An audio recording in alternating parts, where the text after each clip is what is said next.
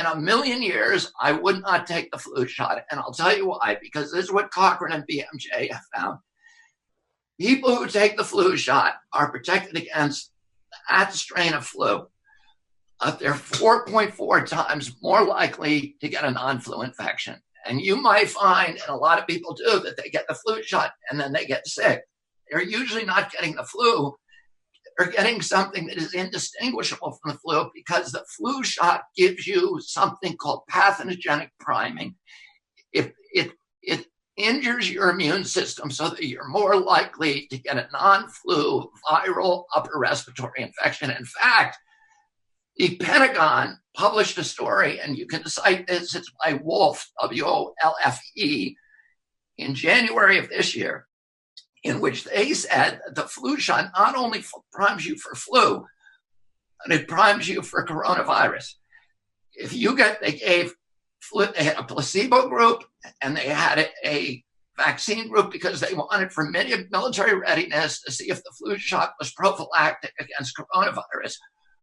What they found is actually the people who got the flu shot were 36% more likely to get coronavirus. And that's not a lone study. We found 6 other major studies that say the same thing. If you get the flu shot, you're more likely to get coronavirus.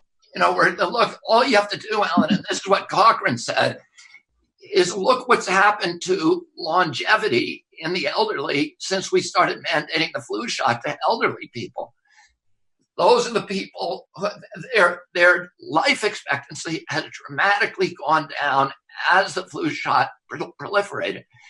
And if you see, the people who died during the COVID during the COVID crisis, and there's no science on this, but it's observational, it tended to be people who got their flu shots, people who were in nursing home who all get flu shots, people who are first responders who get flu shots. So with all due respect, I don't understand the implications of your position. If you're right, why wouldn't it follow that the flu shot should be illegal? You said it's criminal to mandate the flu shot because it kills people in my age category. So if you had to cast the deciding vote, if you had decided to run for Congress instead of doing the great work you've done over so many years, and you were the deciding vote in the United States Senate, and there was a bill to outlaw the flu shot, why wouldn't you vote for it if you think I'm kind of a free market guy, and I think I'm against mandates.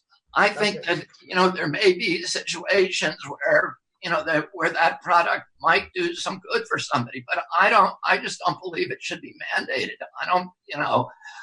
I wouldn't think, for example, that Viagra should be mandated to every human being on the planet, right?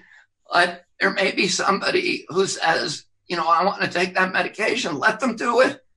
But let's not order everybody to do it.